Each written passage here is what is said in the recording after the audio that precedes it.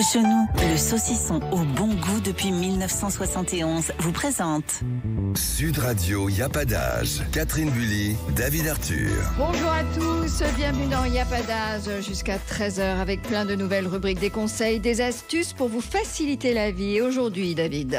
Mais aujourd'hui, il n'y a pas d'âge pour oser en parler, devenir le parent de l'un de ses proches. Nous levons le voile sur la vie des aidants, ce quotidien aux côtés de leurs malades. Quand l'abnégation, le devoir ponctuent leur journée, quel est le prix de ce don de soi? Eh bien, on en parle tout de suite avec le docteur Valenduc.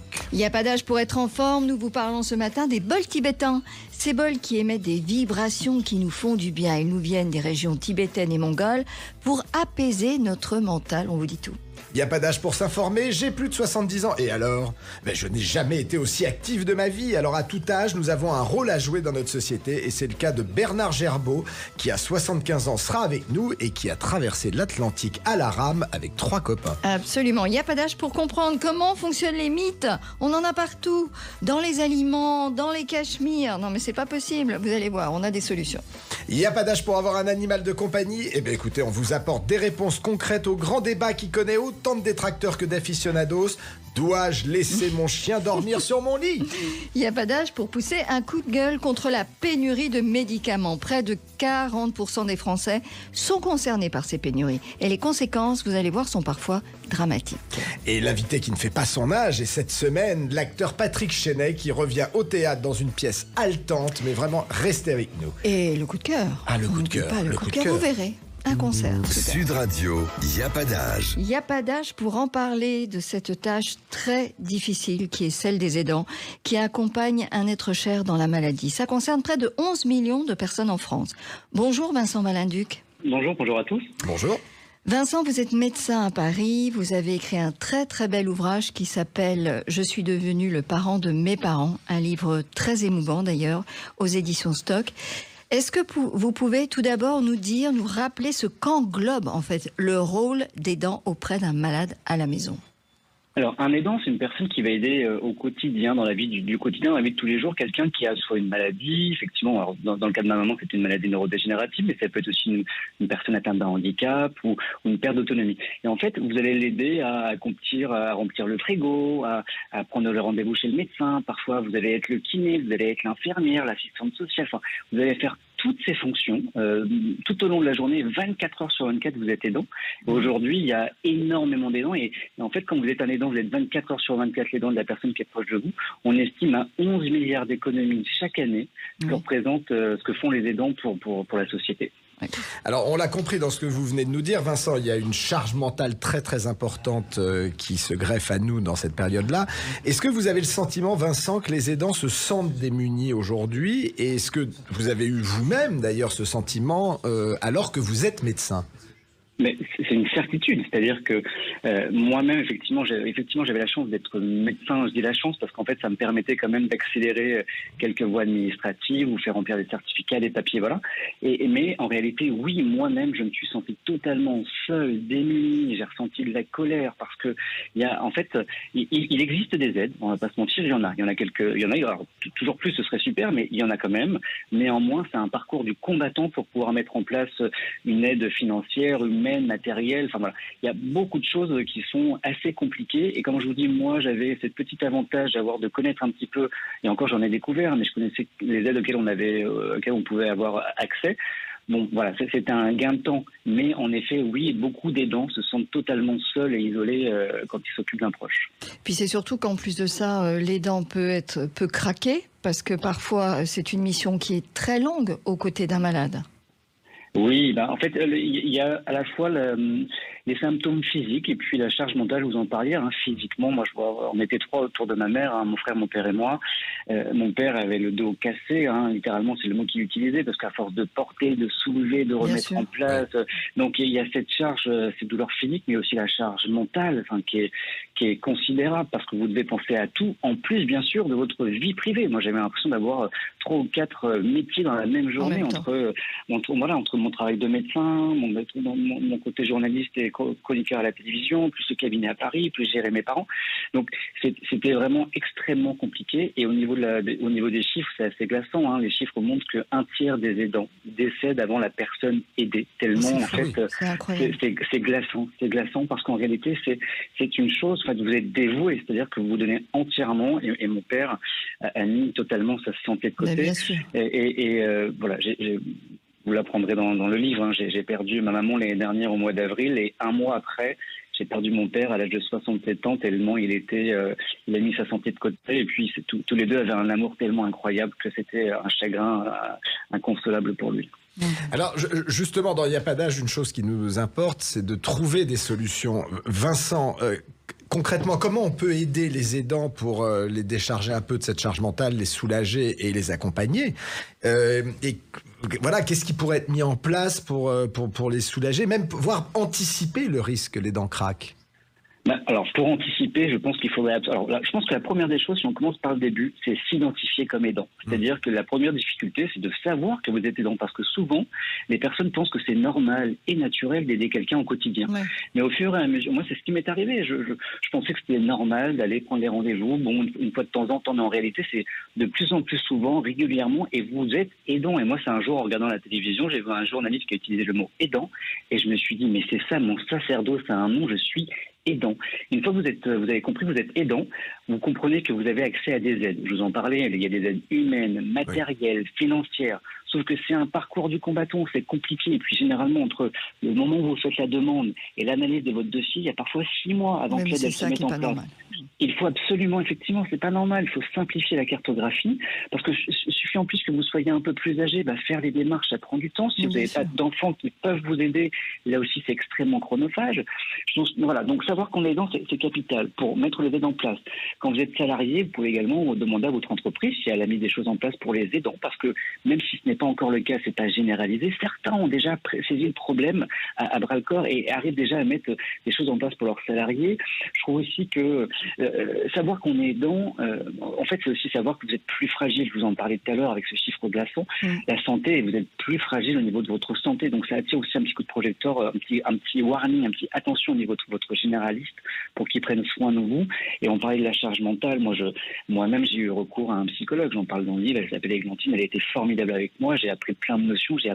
J'ai compris ce que je ressentais, la colère que je pouvais ressentir. Et je pense que c'est un bonheur de pouvoir échanger. Maintenant, ça a un coût et il faut que tout le monde puisse avoir accès à ce genre de soutien parce qu'il faut absolument aider et accompagner les aidants. Bien sûr. Est-ce qu'on peut attendre une aide de la part de la sécurité sociale ou d'un organisme national ? Alors, les prises en charge psychologiques, très peu. Enfin, il y a eu des choses qui ont été mises en place, mais c'est souvent des nombres limités. C'est pas tout le monde ne le fait pas. Voilà. À ne pas confondre avec le psychiatre, qui lui est un médecin et où la prise en charge peut être différente. Mais oui, je pense qu'il y a vraiment des choses à développer, tant au niveau des aides. Je vous parlais des aides humaines, financières et matérielles. Dans les aides humaines, nous, on a découvert l'auxiliaire de vie. Mon père, souvent, quand on est aidant, on ne veut pas faire rentrer dans sa maison des auxiliaires de vie parce que mon père voulait pas. Pour lui, c'était normal et naturel de s'occuper de sa femme. Parce qu'en couple, c'est normal, il y a une vocation, c'est quasiment un sacerdoce. Mais oui, ce qu'on peut mais comprendre en fait, à la fois. Oui, alors oui et non, mais mon père a eu beaucoup de mal parce que pour lui c'était son rôle et je lui dis mais papa en fait il y a aussi un peu le côté de la dignité. Je lui dis mais toi tu aimerais, si un jour tu es malade, toi papa, tu aimerais qui te fasse ta toilette, moi ou un professionnel de santé? Et en fait c'est cet argument. Et je lui dis mais c'est la même chose pour maman, pour une forme de dignité. Je pense qu'elle préfère que ce soit un professionnel qui fasse la toilette plutôt que son fils ou son mari, même si on l'aime énormément. Donc c'est à partir de là qu'il a accepté de faire rentrer dans notre maison l'auxiliaire de vie qui nous est arrivé. C'était Marie Poppins, c'est Sandrine qui était une femme formidable, qui a été une bouffée d'oxygène dans cette maison, mais même sur ce point, on se rend compte qu'il peine à recruter parce qu'en fait, c'est un métier qui est pas assez revalorisé, et le salaire c'est compliqué, donc je pense qu'il faut vraiment les aider aussi, les auxiliaires de vie. Merci Vincent pour ce témoignage extrêmement émouvant. Donc je le rappelle, aux éditions Stock, je suis devenu le parent de mes parents. Merci et très belle journée à vous, à bientôt.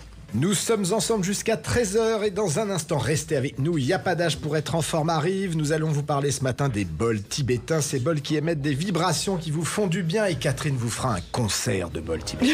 Il n'y a pas d'âge pour s'informer, j'ai plus de 70 ans et alors je n'ai jamais été aussi actif. À tout âge, nous avons un rôle à jouer dans cette société.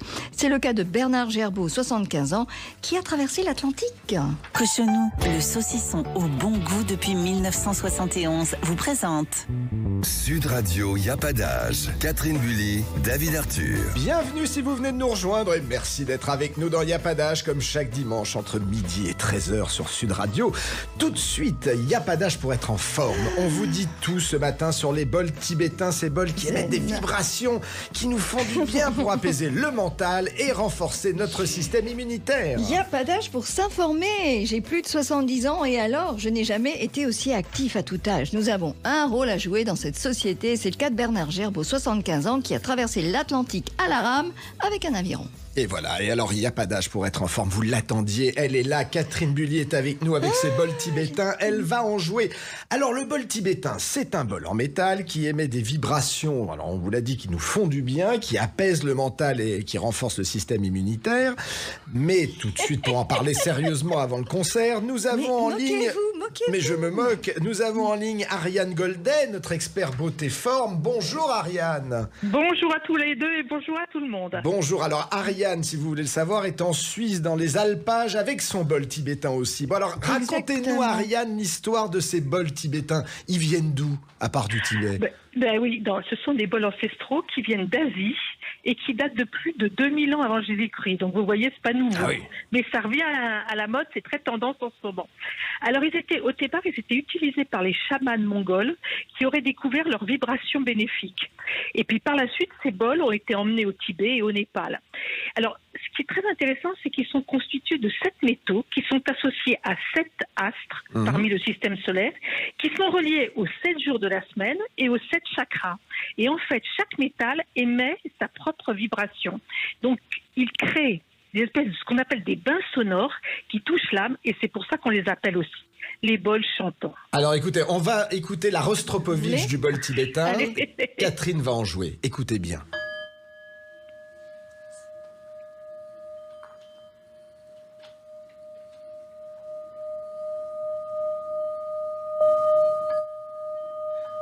Alors c'est magnifique. Incroyable. C'est magnifique. Comment ces bols agissent sur le corps, Ariane? C'est le son ou la vibration qui est important? C'est les deux. Ces bols, ils ont une véritable action physiologique.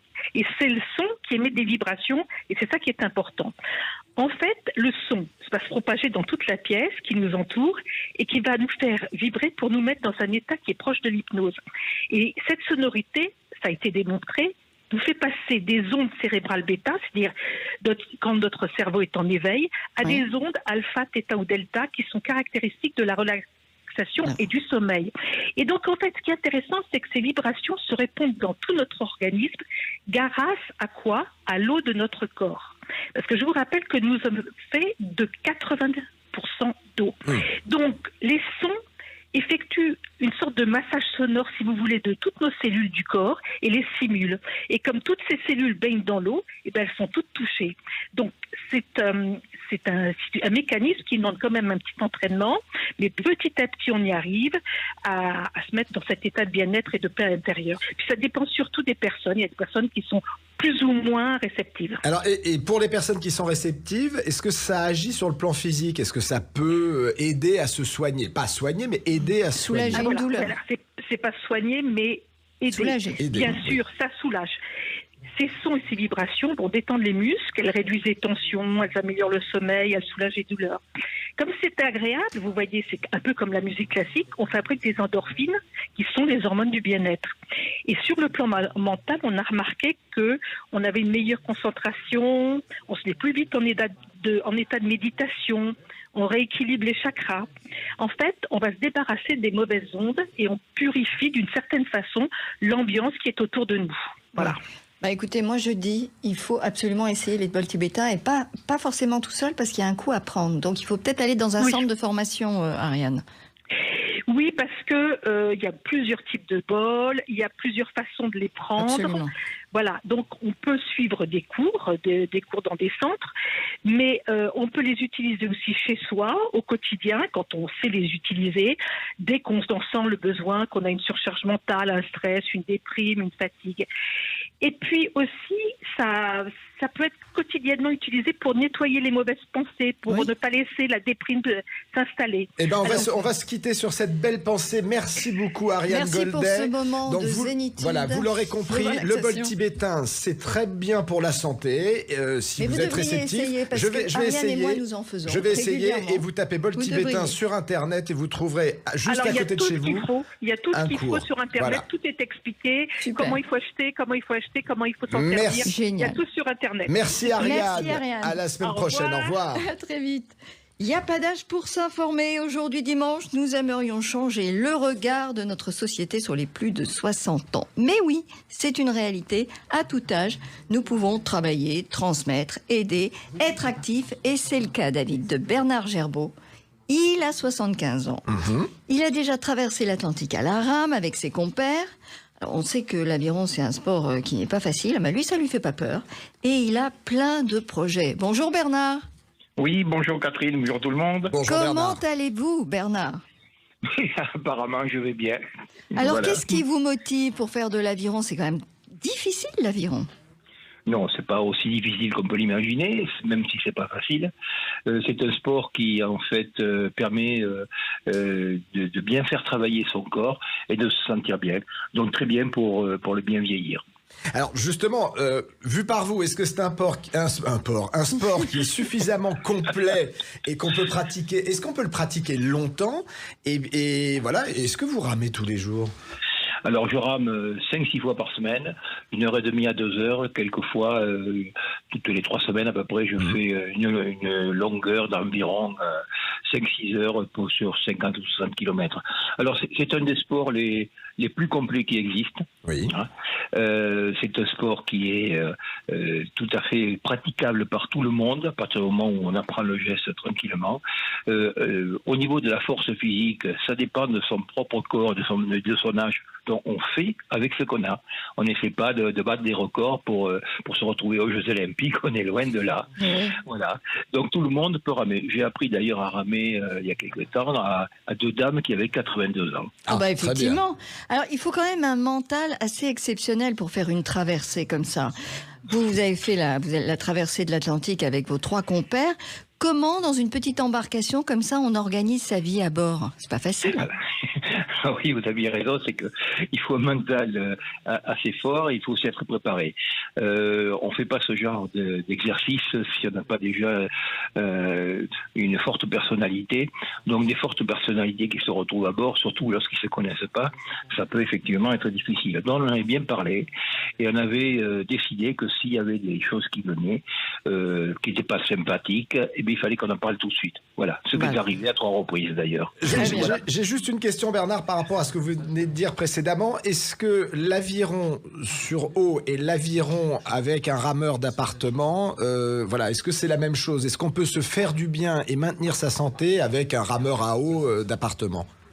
Oui, tout à fait, même si c'est pas tout à fait la même chose, parce qu'il n'y a pas la notion d'équilibre sur un rameur à eau, alors que le bateau, ça oblige à avoir un certain équilibre, et c'est très bien pour le vieillissement d'avoir de l'équilibre. Oui, voilà. Très bien, merci. Alors vous avez un projet à court terme, l'Odyssée Climat, qu'est-ce que c'est ça? Alors, Odyssée Climat est un projet qui est venu suite à la lecture que j'ai faite du rapport du GIEC sur le climat il y a 2 ans, qui m'a vraiment chamboulé, parce que j'avais l'impression de ne pas avoir compris et vu tout ce qui est arrivé aujourd'hui. Et puis j'ai des enfants et des petits-enfants, j'ai pas envie qu'un jour mes petits-enfants me disent « Papy, qu'est-ce que tu as fait pour nous ?» et en nous laissant cette terre qui est une vraie poubelle. Donc, je suis allé voir un de mes compères qui avait traversé l'Atlantique avec moi, et puis nous avons décidé de faire quelque chose, toujours par le côté sportif, parce que c'est tout ce que je sais faire aujourd'hui. Donc nous avons décidé d'aller de Martinique, où nous étions arrivés sur l'Atlantique, et d'aller jusqu'en Nouvelle-Calédonie en passant par le canal de Panama. Oula, vous le faites quand? Vous le faites quand? Nous allons le faire fin 2024, début 2025. Bon, alors on vous donne rendez-vous oui, et on absolument. vous suit pendant toute la traversée. On va vous couvrir. Eh bien, c'est ce que j'espère. Ça va durer 8 mois, cette traversée. Et ben, on ne se quitte plus. 8 mois. Oui, pour 16 on va dire entre 16 et 19 000 km. J'ai marqué ici 16 000 km parce que c'est un trait tout droit. Et on sait très bien qu'en mer, on ne va jamais tout droit. Écoutez, merci beaucoup Bernard, parce que pour ce témoignage qui quand même... Mais voilà, ramez, faites de l'aviron et 16 000 essayez... Voilà, faites de l'aviron, essayez chez vous et sur l'eau pour l'équilibre. À très vite Bernard. À très vite, merci. Au revoir. Au revoir. Alors, et vous restez avec nous parce que nous sommes ensemble jusqu'à 13h. Et dans un instant, il n'y a pas d'âge pour comprendre comment fonctionnent les mythes. Vous savez, ces petits trucs qui volent dans l'appartement. Alors, si vous avez des trous dans vos vêtements, dans les paquets de riz, quand vous en ouvrez un, ça s'envole, et ben restez avec nous, on va tout vous dire pour s'en débarrasser. Et il n'y a pas d'âge pour avoir un animal de compagnie. On apporte des réponses concrètes au grand débat qui connaît, il paraît, des détracteurs et des aficionados. Quand même, heureusement, dois-je laisser mon chien dormir sur mon lit? Voilà, Qu'est-ce que vous faites avec votre chat, vous? Moi, avec mon chat, je le laisse dormir sur mon lit, puis je vous retrouverai aussi pour vous donner mon coup de cœur de la semaine. À tout de suite. Cochonou, le saucisson au bon goût depuis 1971, vous présente Sud Radio, y a pas d'âge. Catherine Bully, David Arthur. Bienvenue si vous venez de nous rejoindre et merci d'être avec nous dans Y a pas d'âge, comme chaque dimanche entre midi et 13h sur Sud Radio.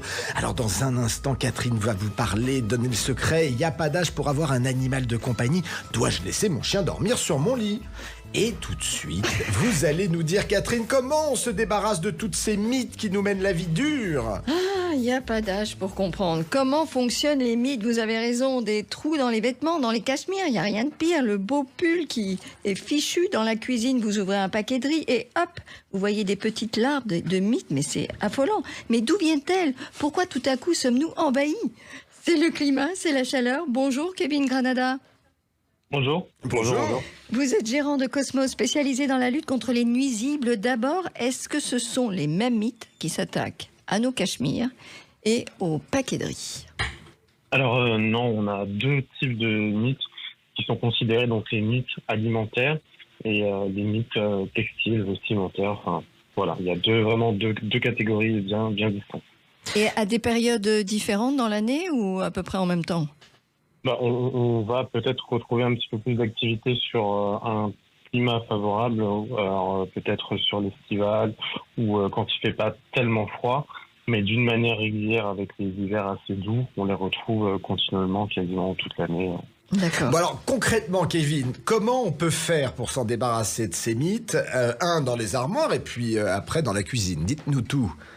Voilà. Concrètement, moi, le meilleur conseil que je peux donner, c'est de nettoyer et inspecter régulièrement ces espaces de rangement. Donc là où on a tous, vous comme moi, des endroits où on range, donc on va commencer par les mythes alimentaires, nos paquets de riz, pâtes, farine, etc. Ce sont des endroits souvent où on n'y va pas trop parce que c'est du stockage, donc on laisse, on stocke, on utilise, on remet, on n'y va pas trop. Et quand on a la surprise et qu'on fouille un petit peu, c'est là où on les trouve. Donc il faut essayer régulièrement, c'est pas toujours très évident, mais de tout retirer, mais de passer un petit coup de ça peut être du vinaigre, du détergent classique quel qu'il soit, et de nettoyer. Et c'est là où on va voir tout de suite s'il y a quelque chose ou pas.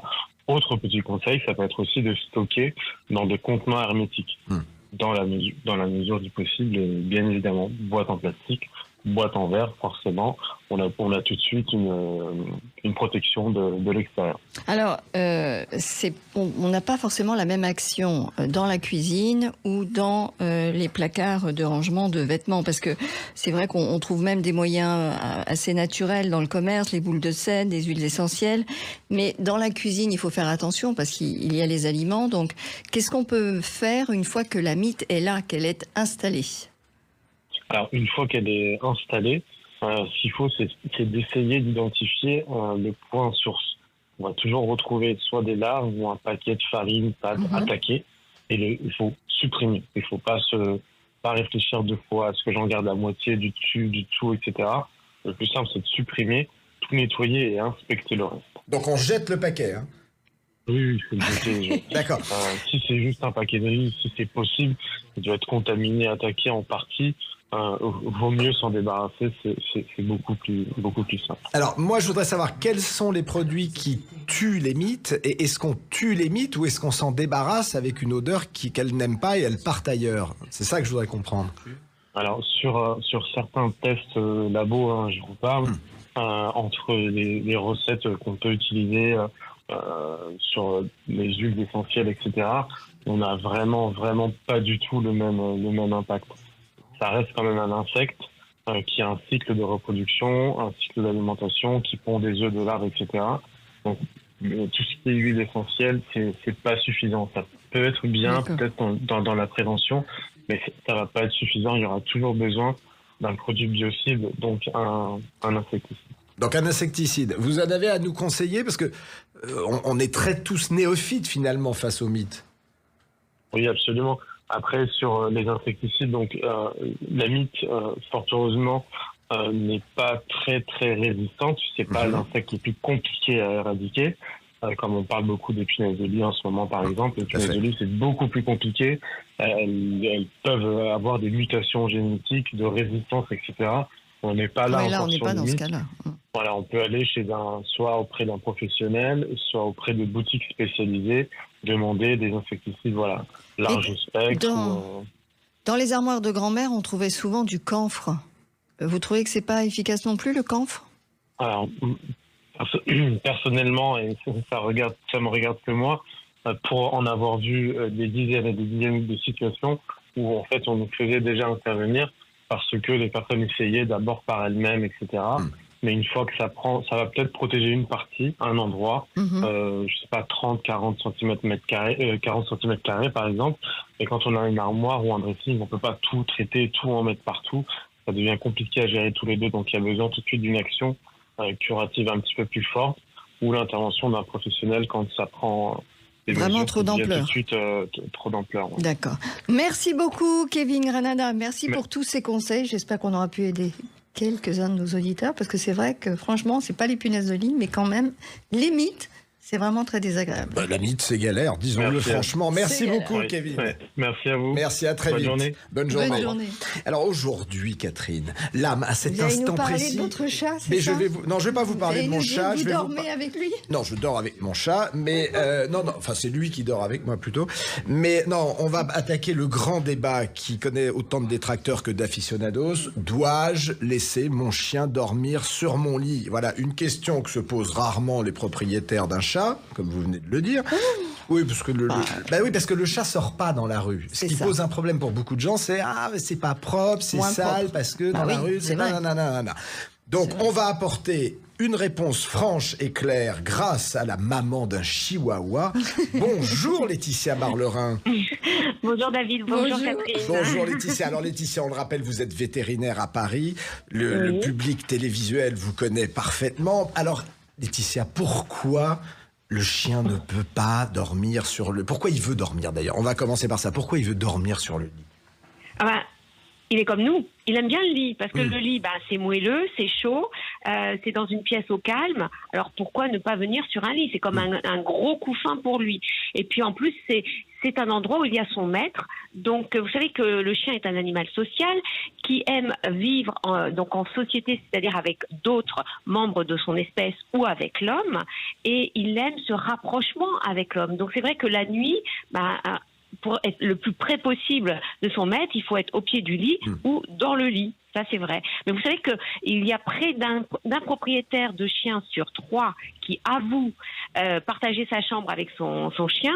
Alors moi, je dis bien avoue parce que bien souvent, on ne l'avoue pas, justement. On ne veut pas le dire qu'on dort avec son chien. Moi, j'ai même connu un propriétaire de chien qui a fait chambre à part avec sa femme pour que le chien puisse dormir sur le lit. Alors là, c'est poussé quand même, non? Oui, alors là... Je ne vais pas jusque-là. Je pense que, le chien a bon dos, comme on dit, et je pense qu'il y a quand même d'autres raisons pour... Alors, avec le chat, c'est quand même un peu différent, parce que même si le maître le souhaite, le chat, c'est quand même beaucoup plus indépendant, non? Oui, alors le chat, pourquoi il vient sur le lit? Il y a des chats qui n'aiment pas dormir sur le lit parce qu'ils aiment bien être au calme, et puis dans la nuit on bouge quand même, donc ça l'embête un peu. Mais la plupart des chats aiment le lit. comme pour le chien, c'est confortable, c'est très chaud. D'ailleurs, beaucoup de chats vont sous la couette. La nuit, ils adorent la chaleur, les chats. Et puis, beaucoup de chats sont très, très liés avec ce lien un petit peu maternel qu'ils ont avec leur maître ou leur maîtresse. Et ce contact, il y a des chats qui dorment. Moi, mon chat dormait dans mon cou, il ronronnait aussi dans mon cou et ça m'endormait. Mais c'est vrai qu'il aimait ce contact charnel avec sa maîtresse parce que les chats aiment ça, parce qu'eux aussi peuvent avoir un lien très très fort avec l'homme. Alors, sur un rapport maître-animal, est-ce que c'est bien de laisser dormir son chien sur le lit ? Son animal, tout simplement. Oui, c'est la grande question, parce que on a dit pendant longtemps que si le chien dormait dans le lit, il se sentait dominant dans la maison. Bon, alors... Moi, je dis toujours aux personnes, parce que vous savez que j'ai beaucoup de propriétaires de chiens qui avouent à demi-mot accepter le chien sur le lit, et ils pensent que c'est faux, qu'il faut pas, etc., et que je vais leur dire, oh là là, attention. Moi, je dis, à partir du moment où vous n'avez pas de problème, de relation, de comportement avec votre chien, vous faites comme vous voulez. Moi, ce qui m'importe, c'est de savoir qui décide que le chien peut ou pas venir sur le lit. C'est-à-dire que si vous autorisez le chien de venir sur le lit, il n'y a pas de problème, il y a de bonnes relations. Si au contraire, le chien s'impose sur le lit et des fois aussi défend le lit pour qu'une autre personne ne vienne pas dans le lit, je dis là il y a un problème et là on ferme la porte, Laetitia, et le chien ne reste pas sur le lit. Sur un plan purement hygiénique quand même, le chien... il y a des parasites, il y a des petites... Oui. Non, mais... Donc, est-ce que c'est ça, d'avoir son animal... C'est-à-dire que moi je dis, si votre chien est malade, s'il n'est pas vacciné, s'il n'est pas vermifugé, traité contre les vers internes, ne l'acceptez pas sur votre lit. Tout comme s'il n'est pas traité contre les puces et les tiques, parce qu'il peut aussi vous transmettre des puces, voire des tiques. Donc bien entendu, il faut que le chien soit bien protégé contre tous ces parasites, protégé contre certaines maladies, qu'il ne soit pas malade lui-même, qu'il n'a pas de diarrhée par exemple. Et puis aussi, moi je trouve que quand même les pattes des chiens, c'est quand même très sale, ça sort dehors et ça s'essuie pas les pattes sur le paillasson. Donc là aussi, ce que vous pouvez faire, c'est nettoyer les pattes aussi, les coussinets du chien avant de l'accepter dans la chambre, dans la maison. Alors, vous prenez un gant de toilette avec du savon de Marseille, ça suffit à bien rincer. Puis sinon, il existe des lingettes spécifiques pour chiens. Alors pourquoi il existe des lingettes spécifiques pour chiens ? Parce qu'ils n'ont pas la même peau que nous et pas le même pH de peau que nous. C'est-à-dire que nous, nos lingettes qu'on utilise peuvent être irritantes pour la peau du chien. Donc vraiment, prenez des lingettes spéciales chien, vous nettoyez bien les pattes et vous l'acceptez ou pas dans le lit. Puis sinon, faites-lui un shampoing régulièrement. Merci beaucoup Laetitia. Nous venons de découvrir que vous n'étiez pas une vétérinaire mère fouettard. Merci pour tous ces conseils. Il va continuer à dormir avec son chat. Voilà, et on se retrouve la semaine prochaine, Laetitia. À très vite, bonne semaine. Bonne journée. Merci. Bonne journée. Au revoir.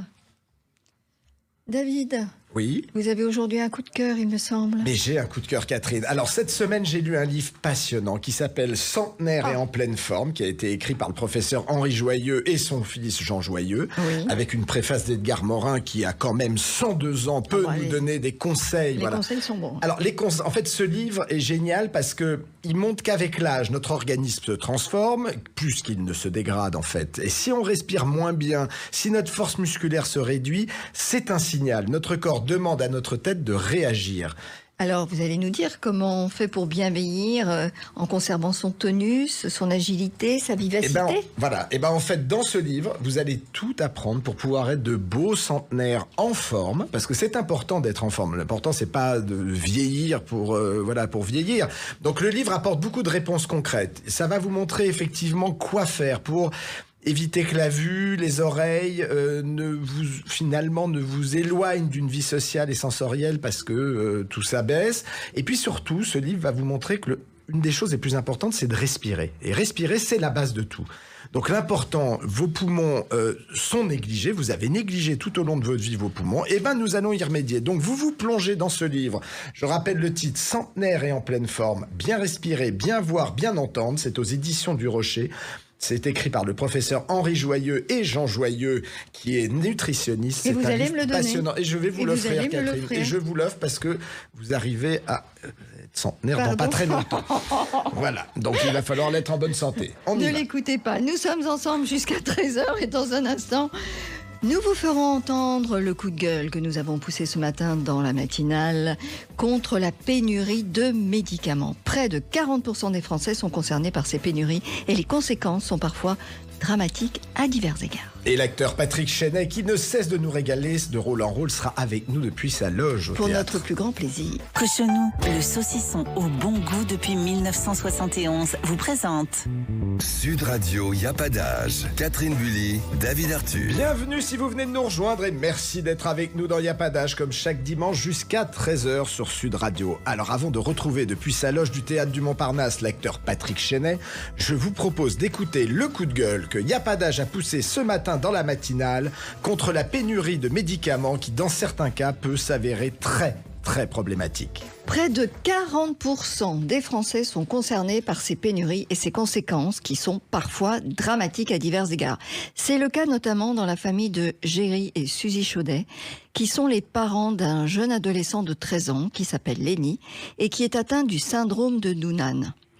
Eh bien, c'est un syndrome qui engendre des retards de croissance, qui peut occasionner des malformations et des difficultés pour apprendre. Bonjour Géry. Oui, bonjour Catherine, bonjour à tous. Comment allez-vous ? Bien et vous ? Très bien, merci. On est ravis de vous avoir avec nous. Géry, est-ce que vous pouvez nous rappeler depuis quand Lenny ne peut plus prendre son traitement ? Oui, donc Lenny est tombé en rupture du traitement à la fin août. Oui. Voilà. Et puis par contre, grâce aux médias qui ont relayé l'information depuis, on a pu avoir un stylo permettant 10 jours d'injection dans une pharmacie à environ 2 heures de chez nous. Alors, ça, c'est une pharmacie qui vous a cédé donc ce stylo parce qu'en fait, il y a un patient qui ne prenait plus son traitement. Oui, tout à fait, c'est ça. Mais malheureusement, il n'y a pas de ravitaillement de la part du laboratoire. Donc, Non, pas du tout. C'est pas encore revenu à jour. D'accord. Alors, est-ce que vous avez eu un courrier du labo ou des laboratoires vous expliquant... Non, pas du tout. Rien du tout. Rien du tout. Pas de contact à part les appels qu'on a passés. Et comment son médecin part-il l'absence de ce traitement aujourd'hui ? Donc son médecin pédiatre qui le suit a suspendu le traitement car il n'existe pas de substitut qui soit compatible avec les maladies de notre fils. D'accord. Alors, on va poser la question. On a le docteur Thomasso. Bonjour, docteur. Bonjour. Bonjour, docteur. Bonjour. Alors, je rappelle que vous êtes médecin généraliste à Paris. J'imagine, docteur Thomasso, puisque vous êtes médecin à Paris, que vous recevez des patients tous les jours. Est-ce qu'il vous arrive, à vous aussi, de manquer de médicaments ?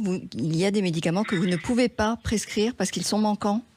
Oui, effectivement, tous les jours, on a des appels des pharmacies ou des patients qui nous disent que les traitements qu'on a prescrits ne peuvent pas être délivrés faute d'approvisionnement ou de rupture de stock en pharmacie. Donc, tous les jours, soit on peut substituer, on a la chance d'avoir des médicaments qui peuvent substituer, soit effectivement, comme c'est le cas, dans certains cas, on ne peut pas traiter ou alors on recule le traitement en attendant d'avoir. Est-ce que la substitution n'est pas parfois dangereuse ? Moi, j'ai un cas dans ma famille d'une personne qui avait une bactérie, l'hélicobacter, qui devait être traitée par un antibiotique qui est bien connu pour cette pathologie et qui était manquant. Et donc, de ce fait, on lui a donné un traitement à la place de cet antibiotique et 3 antibiotiques pour compenser le manque du principal. Et pour autant, elle a fait une allergie énorme qui a failli être vitale. Donc la substitution, est-ce que parfois elle risque pas d'être dangereuse ? Si, la substitution en tant que telle, elle peut être dangereuse parce que des fois on peut ne pas avoir exactement le bon médicament quand on substitue. Et surtout, et entre autres c'est l'exemple que vous citez, le fait d'avoir des médicaments combinés, ça aide à ce qu'on appelle l'observance, le fait de mieux respecter les traitements. Et dans certaines maladies chroniques telles l'hypertension ou le diabète, on aime bien associer 2 médicaments dans le même médicament, enfin 2 principes actifs dans le même médicament pour que justement le patient le prenne. Et quand des fois il est obligé de le prendre en plusieurs médicaments séparés, il prend pas tous les médicaments et donc on voit une augmentation des glycémies chez les diabétiques qui sont moins bien contrôlés, de la tension qui est moins bien contrôlée chez l'hypertendu, parce qu'au lieu d'avoir un médicament, il est obligé d'en prendre 2 ou 3 et donc on sait bien que plus on a de médicaments, moins les ordonnances sont respectées par les patients, donc on a des moins bons contrôles des maladies chroniques. Alors qu'est-ce que Géry et Suzy Chaudet peuvent faire aujourd'hui? Ils ont écrit au laboratoire, ils n'ont aucune réponse. Quelle est la solution pour eux? C'est sûr que c'est des situations compliquées parce que les laboratoires sur des cas comme ça individuels, même si bien sûr ça peut nous toucher, les laboratoires vont pas répondre. Après c'est plutôt une question politique et du prix du médicament qui en Europe n'est pas régulé, et on a des pays où le même médicament est vendu plus cher par le laboratoire pharmaceutique par rapport à la France, et donc effectivement il y a une tendance de ces laboratoires à aller fournir des pays qui sont plus offrants au niveau financier. Donc ce que vous nous dites, c'est qu'en fait il faudrait qu'on paye nos médicaments plus cher. Le risque, c'est ça, c'est qu'effectivement, nous, en France, on a la chance d'avoir la sécurité sociale qui rembourse une grande partie des médicaments. Plus le prix du médicament va être élevé, plus la sécurité sociale devrait rembourser.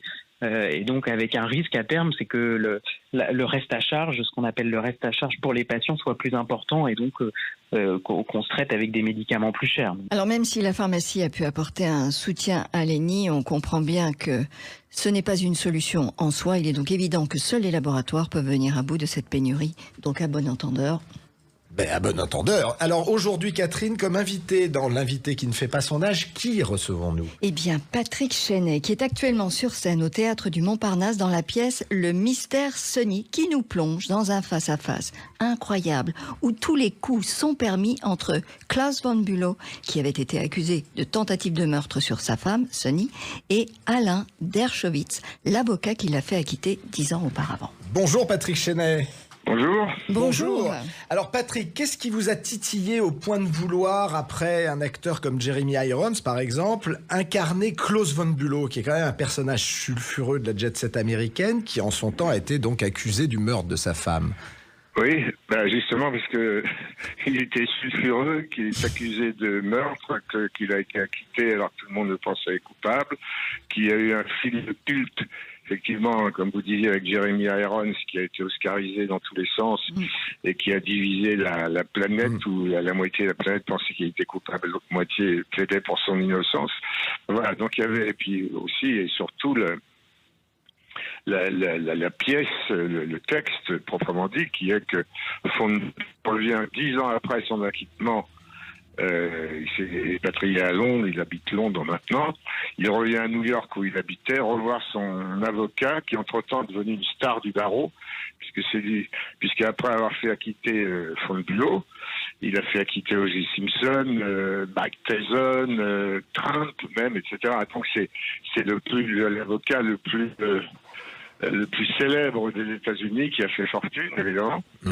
Donc le soir de Noël, à grand renfort de whisky, ils vont s'expliquer. Ils vont parler de Sonny, ils vont de sexe, d'amour, de justice. Et puis aussi, l'autre va essayer de savoir, l'avocat va essayer de savoir si je l'ai tué ou pas, et que ça reste entre eux, c'est fini, tout ça, mais il a envie de savoir, évidemment. Et ce qui est intéressant dans le personnage, c'est que il est un peu un psychopathe, peut-être que le mot est trop fort, mais il passe par tous les états et les humeurs. C'est vrai. J'ai pensé un peu, je sais pas si vous avez vu le film Joker. Oui, tout à fait. J'ai pensé un peu à ce personnage-là, enfin, avec la pédale douce, quand même, où il passe de la menace à la pleurnicherie, de l'abandon à l'amitié, il pleure, il hurle, il passe par tous les états, et est-ce qu'il va avouer? Oui, il va avouer. Non, il se rétracte. Donc, il y a une espèce de suspense entretenu pendant 1h30 où ce type joue avec les nerfs de tout le monde, y compris de son avocat, et ce qui fait le spectacle. Et justement, c'est un spectacle. Vous êtes très très juste dans tous les rôles que vous incarnez. Comment on se prépare pour donner corps à un personnage qui est aussi complexe et aussi ambigu que Klaus von Bülow? Vous savez, il y a une règle, c'est le texte, rien que le texte, toujours le texte. C'est-à-dire, c'est ce qui est écrit, qui est un peu l'ADN, pour employer un mot à la mode, de ce qui va nous aider, nous éclairer et nous comment dire, nous indiquer le chemin, si vous voulez, ou nous indiquer comme vers quoi il faudrait aller. Et voilà, et puis je vous dis, bon, j'ai pensé à ce film Joker, au bout d'un moment m'est apparu ce type qui est joueur, qui est... J'avais pensé à une phrase d'accroche, malheureusement ils n'ont pas pu la mettre, c'est trop tard avec les imprimeries, qui était, vous savez, les phrases d'accroche qu'on m'explique, qui était... il est cabot, menteur, infantile, cabot, menteur, infantile, manipulateur, vous allez l'adorer. Il y a un peu quelque chose comme ça, c'est-à-dire que la succession de tous ces travers mélangés en même temps, etc., qui font un spectacle, font que les gens sont intéressés par le personnage. Ils sont plus que ça, ils sont subjugués, ils sont voilà, donc c'est toujours très très plaisant à travailler. Voilà. Alors on va revenir à vous parce qu'on vous connaît à l'écran souvent bougon, grande gueule, un peu veule parfois d'ailleurs. Oui. Qu'est-ce qui vous rend heureux au quotidien et quelle passion vous nourrissez dans la vie? C'est une grande question, il faudra que j'y réponde, c'est un problème. Bah oui, allez-y. C'est une grande passion, je n'ai pas tellement de passion, je peux être passionné, je peux me passionner pour un film, pour un match, pour quelqu'un, j'ai pu me passionner pour une petite blonde il y a une époque, etc. Maintenant, non, j'ai pas de... Vous n'avez pas de passion. Vous êtes collectionneur de quelque chose ou pas? De quoi, Vous collectionnez quelque chose? Oh non. Voilà, au secours, non, je suis pas collectionneur. D'accord. Moi, c'est une chose de la pire au monde. Pour moi, hein, je respecte beaucoup. Si à un moment, je ne sais pas pourquoi, j'avais une lubie qui était de collectionner les vieux postes de radio. Je sais pas pourquoi.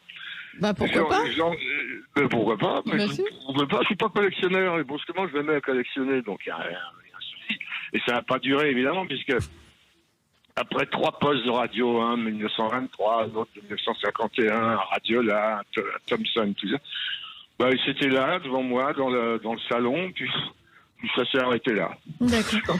La collection s'est arrêtée à 3. En tout cas, ce qui est sûr, c'est que, en tout cas, c'est comme ça que je vous vois. Vous êtes discret, vous êtes très humble, et vous voyez toujours le verre à moitié plein. Et d'ailleurs, vous avez écrit un livre qui est La vie est belle, je me tue à vous le dire. Et je trouve que c'est formidable d'avoir ce regard, de toujours essayer de trouver le positif.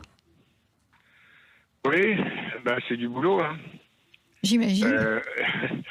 C'est du boulot. Oui, c'est une tendance. C'est une tendance où j'essaye de voir, même dans une situation compliquée ou une situation difficile, voir ce qu'on peut en tirer, ce qui peut aider, comment on peut en tirer le meilleur, ou ce qui peut être intéressant comme expérience dans quelque chose de difficile qu'on a vécu ou des rencontres. Ça, c'est une grande force. Je sais pas si c'est une grande force, oui, peut-être, j'en sais rien, j'ai pas d'avis là-dessus, c'est comme ça. Vous savez, ce fameux truc qui parle vous rend plus fort. Cette fameuse phrase, j'ai un petit peu cette notion-là. Eh ben on va se quitter sur ce positivisme, Patrick. Non, merci énormément. Nous rappelons que vous êtes sur scène du mercredi au dimanche au Théâtre du Montparnasse dans l'intense et passionnante pièce Le Mystère Sony d'Alain Tellier. Voilà. Nicolas Briançon. Avec Nicolas Briançon. Si vous allez voir Patrick, ne lui apportez pas un poste de radio, il ne les collectionne plus. C'est pas la peine. Merci énormément, Patrick. À bientôt. Merci à vous. Merci, au revoir. À bientôt. Merci à vous tous de nous avoir suivis avec David. Nous souhaitons de passer un bon dimanche et une bonne semaine à l'écoute de Sud Radio. À la semaine prochaine, au revoir. Sud Radio, y a pas d'âge. Avec Cochonou, le saucisson au bon goût depuis 1971. Cochonou, un petit bout de chez nous.